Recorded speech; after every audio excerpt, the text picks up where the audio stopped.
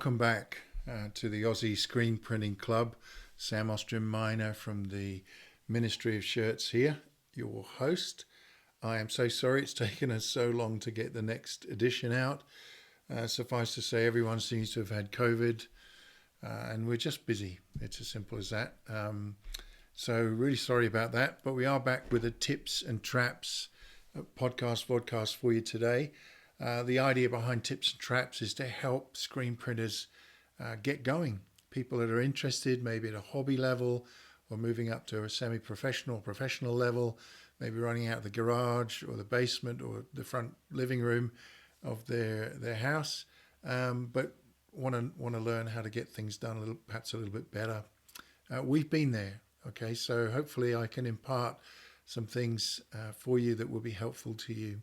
Today's topic is the topic of burning screens, how to burn a screen well. Now look, if you have a look at all the forums online, you will see this question coming up time and time again: how long should I burn my screens for? And there's never been, in my opinion, a definitive answer to this because there are so many variables. And what I'm hoping to do with this short podcast today is just explain those variables. The more you understand these variables, and I've got 5, there may be some more, but the more you understand them, the more you'll be able to dial in your experience, at least, of burning screens. It's not easy, but once you get it right and locked in, you'll be set. There is a lot of trial and error with this, but you've got to understand what the variables are. And ultimately, you're looking for a balance between having a fully exposed screen, not an overexposed screen, on the one hand, and on the other hand, making it easy enough to remove the emulsion that you want to fall out so you can print through it without blowing out the whole screen. There's a bit of a balance, but there's some cool tips and traps that I'm hopefully going to go through here. Before we get started, I want to hit you straight away with one fundamental key thing you need to know. It's the same with most things in life, but throughout the entire process of screen printing, it's absolutely seminal.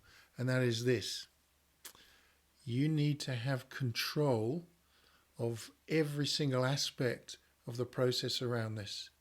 So if you're doing anything where you can't really have control over the variables, like, for example, using the sun to expose your screen, then you're going to have varied results. It's as simple as that. So if you're able to really get control of the variables I'm trying to explain now, then you'll be able to dial it in and get it right. And you can get it right. We run it to the second on our settings, but I want you to understand these so you can get it dialed in. Well, what are the variables? Well, I'm going to talk quickly about exposure unit type, from the sunlight to the LED. I'm going to talk about screen meshes. These are very important. Emulsion types, how you apply the emulsion, which makes a big difference, the kind of scoop coater that you're using, and last but not least, if I remember, how you blow out a screen, the technique for blowing out a screen. So let's get cracking. So first variable to consider is your exposure unit type.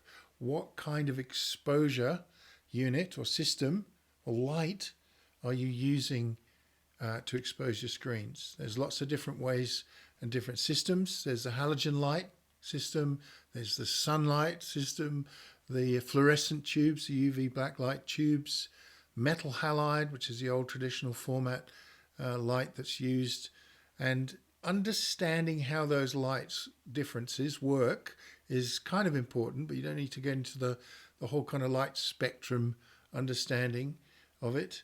But recognizing the most powerful ultraviolet light in the cosmos is, or at least in our solar system, is the sun. And so if you're using the sunlight to expose a screen where you might have your coated screen, you put your film positive down on top, perhaps you put a bit of glass on the top of that to hold it down, and you take it out into the sunlight, you've really, if it's a bright day, depending on where you are in the cosmos, all right, if you're in Australia, on a bright day, you've basically got 5-10 seconds maximum to expose your screen. So if you get that wrong, that variable slips and slides around, and you're not going to be able to control that very well. Some people do that. It's a free form of light, certainly during the daytime, obviously. But it's very risky and it's hard to control. So you might want to start with that. But to be blunt, I wouldn't do that. Where did we start? I did try and expose some screens in the sunlight in Australia, and most of the time I couldn't blow out the screen. So it tells you about overexposing being a very big issue with using the sunlight. We then moved to the kind of next level that people often go to, and that's by getting a halogen light. We went down to our hardware store, went to Bunnings, and we got a halogen light. I can't recall how much it cost. And we did the same thing. We had the screen inside, obviously, in a darkened room, with the film positive on the top, with a piece of glass on the top of that, and the halogen light above it, just pointing down towards it. And look, this worked quite well once we got it dialed in. When particularly the issue with that was the distance between the screen and the halogen light, and obviously the time that you exposed for. And look, I don't know, we went through tons and tons and tons of screens until I got this right. And I think from memory it was around 10 minutes or so on the kind of emulsion that we were using. I'll comment on that in a moment. But again, it wasn't easy to get right. And you could easily get that timing a little bit wrong. And if your emulsion wasn't quite right, it was hard to blow out again, or it was easy to overexpose a screen. But that is, a relatively cost-effective way to start. The next level up is to perhaps build your own exposure unit. We did this, and we built just a small kind of coffin-like box, and we put black light UV lamps in it, and we put, I think from memory, it was a 3 or 5 mil thick piece of glass above that, and then we used to put the screen down on that with the film positive between the screen and the glass, put a lid down on it, pressed it down, and exposed that, and that was around 12 minutes, if I remember correctly. And that worked pretty well. You do have issues with that kind of light, the way the spectrum works, but it was fine. And we kind of have it still somewhere.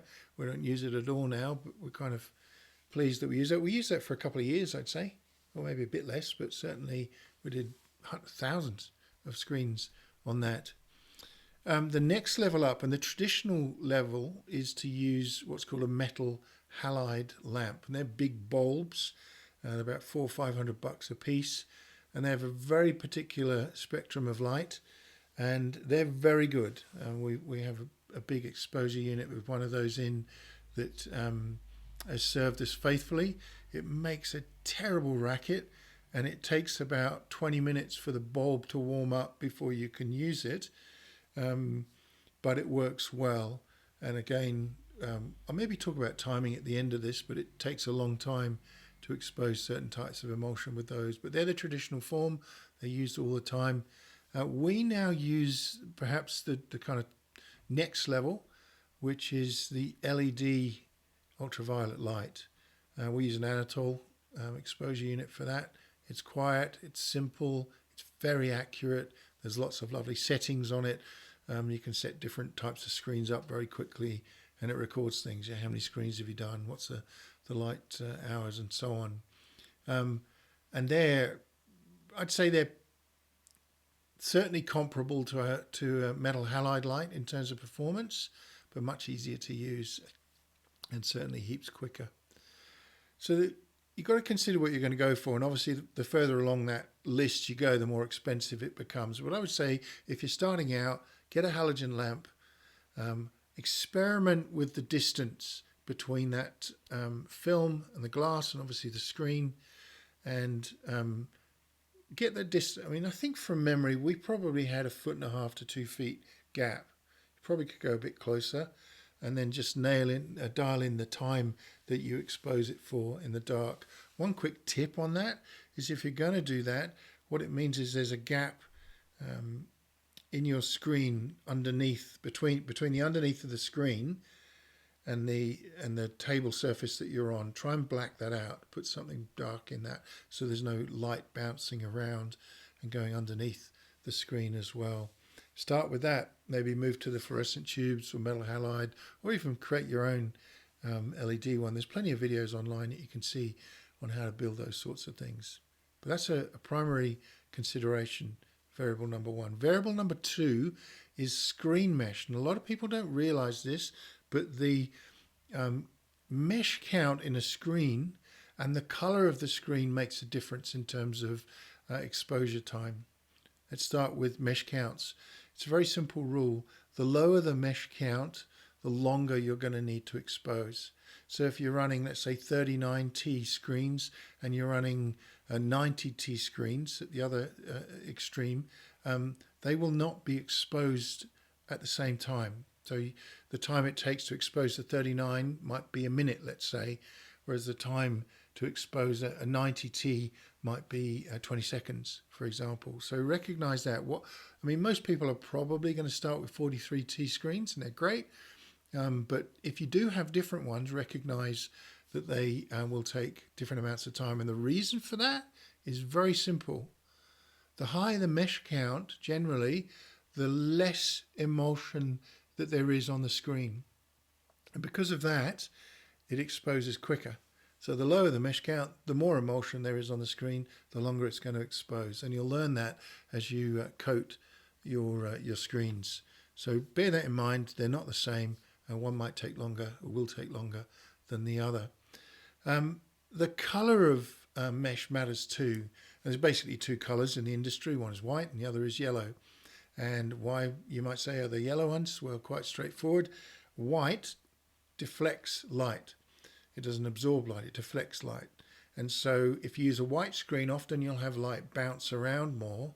It might expose a little bit quicker, but it often doesn't give you the sharpest edge on your stencil when you come to print. You might notice that. So a lot of people go for yellow mesh. We use yellow mesh, and that prevents the light bouncing around too much with that. Again, yellow mesh is quicker. Sorry, I've got that around the wrong way. White mesh is quicker than yellow mesh. So if you've got different colors of mesh and different mesh counts, you need to work out, how long should I do this one for, because there's a higher mesh count and it's a yellow screen. So they're variables that you need to consider. Variable number three, emulsion types. Understanding emulsion is a bit tricky. Maybe I can do a tips and traps session on that at some point. There's lots of variables within the different kinds of emulsion. So to cut to the chase on this at the moment, I would not use a fast cure emulsion if you're just getting started. When you get into full production mode and you're running commercially, then you're going to want a fast cure emulsion. The best way to start is using a dual cure emulsion. And what that does is it gives you a longer window of error, a larger margin of error.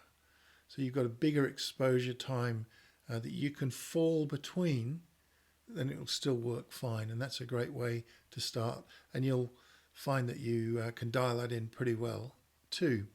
So just to clarify, the dual cure emulsions are the ones where you actually put the diazo, the powder, into a water solution, and then you pour that into the emulsion and you mix it up.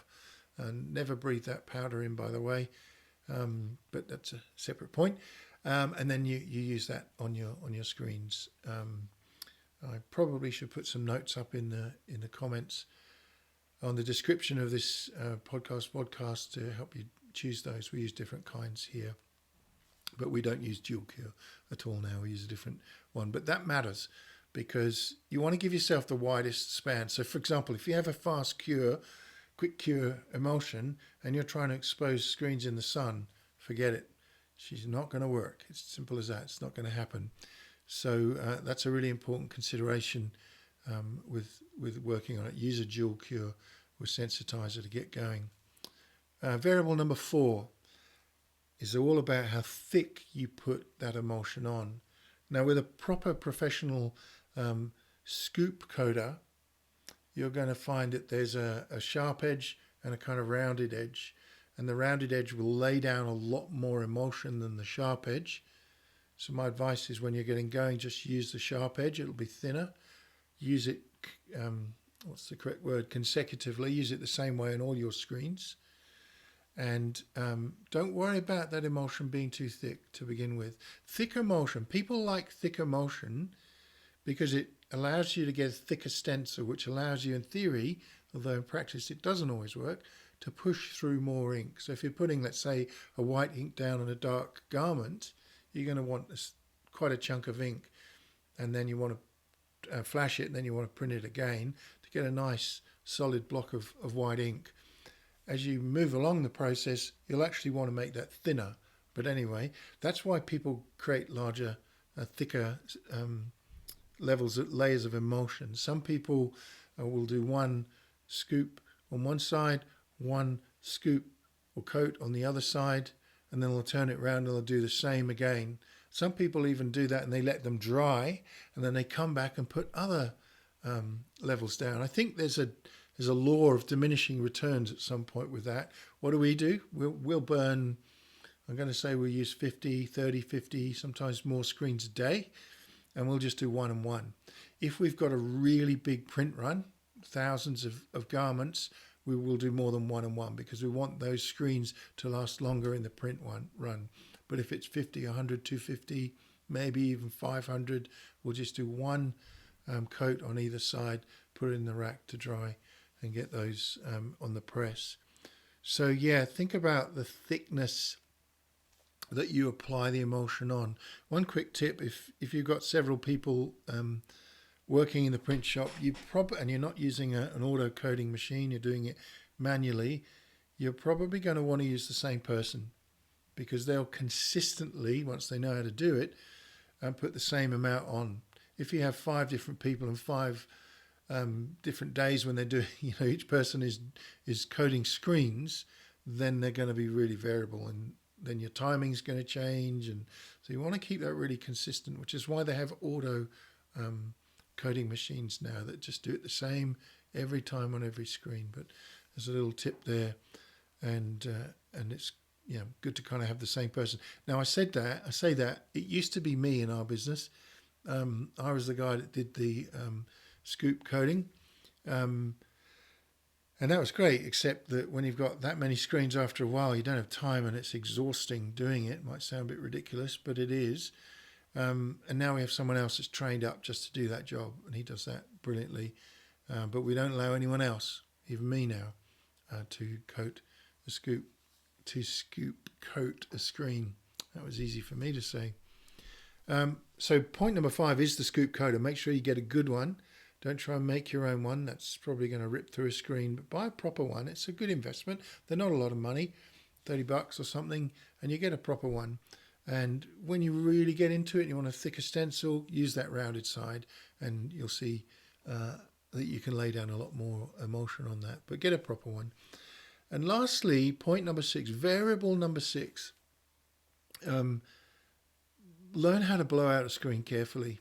I've heard lots and lots of stories about this, and people like to use different devices to do it. We just use a standard pressure washer. And what we do, and this is probably really important, when a screen comes out of the exposure unit, we take it straight to the washout booth, and we get the jet wash on mild, nothing heavy, and we really put a lot of water on that screen. We want to get that emulsion that's not been exposed really quite wet.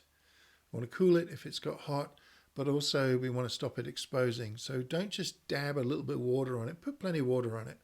Do the front side or the inkwell side and the substrate side, and get it wet, get it plenty wet. And then leave it for a while, okay? When I say a while, could be a minute, 2 minutes. Don't let it dry, obviously, because it'll start exposing and then it won't blow out. But make sure it's pretty wet. Don't go to the screen the first time and just think you're going to blow it out.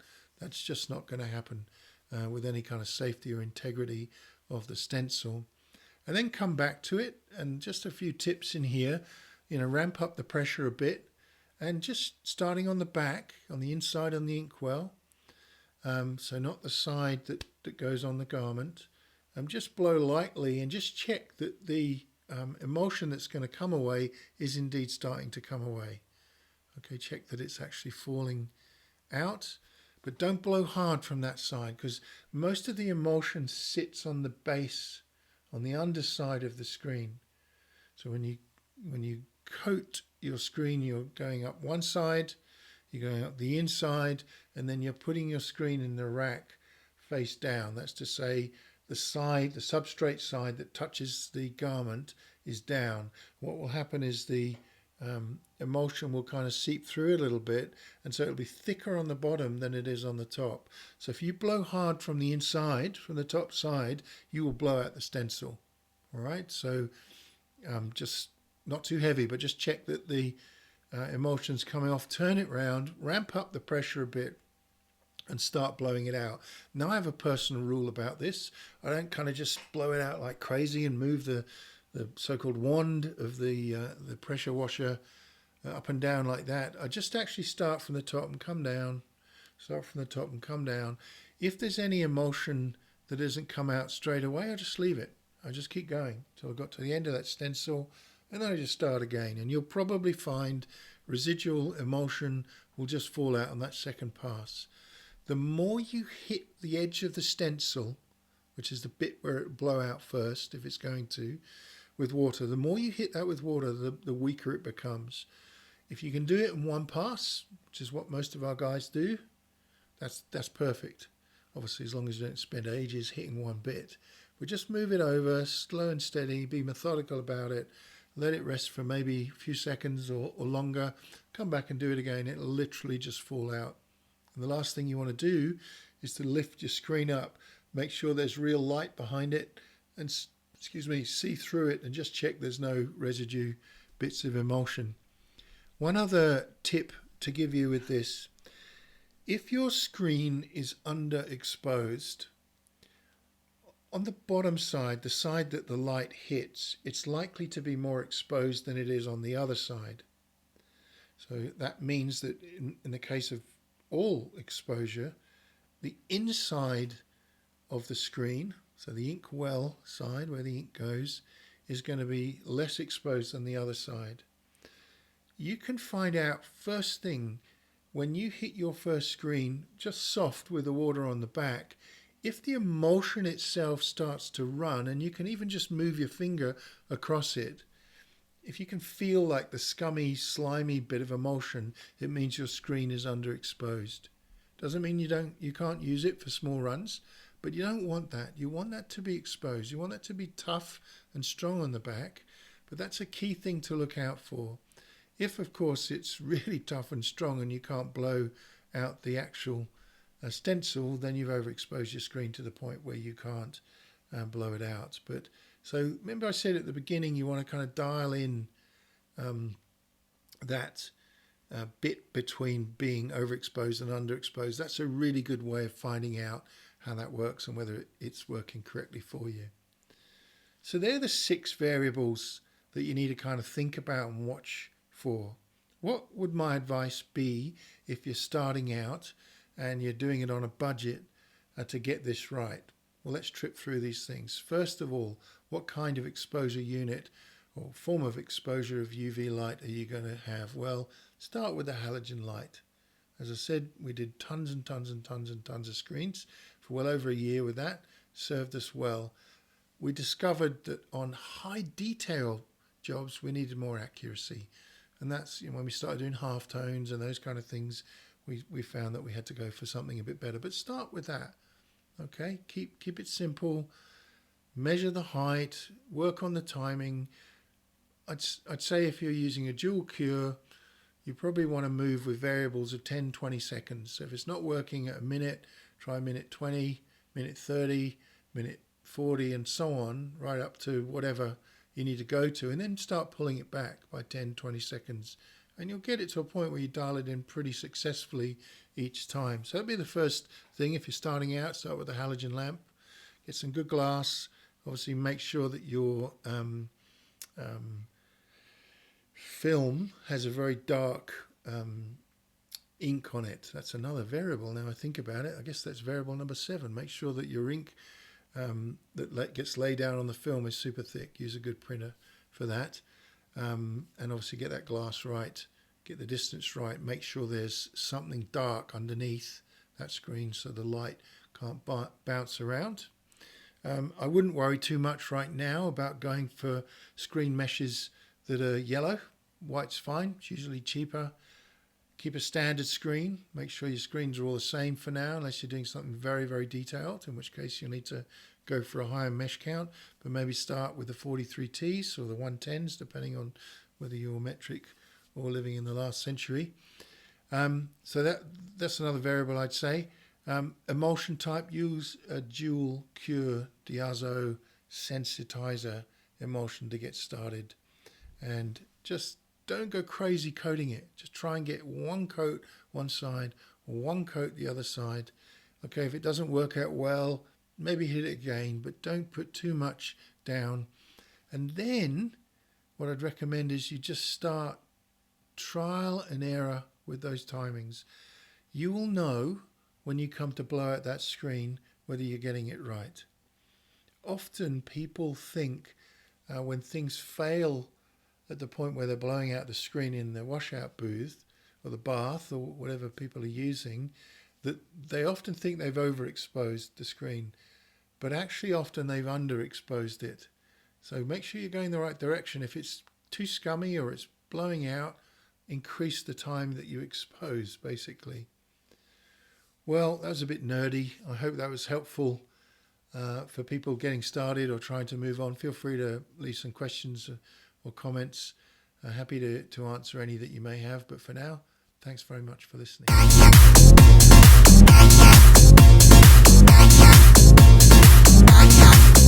The Aussie Screen Printing Club.